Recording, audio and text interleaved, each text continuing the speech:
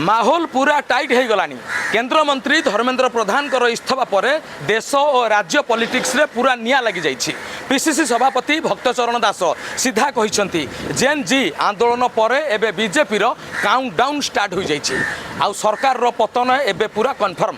केवल सेतिक नुहे राज्य में बीजेपी सरकार को भी जबरदस्त घेरी कांग्रेस।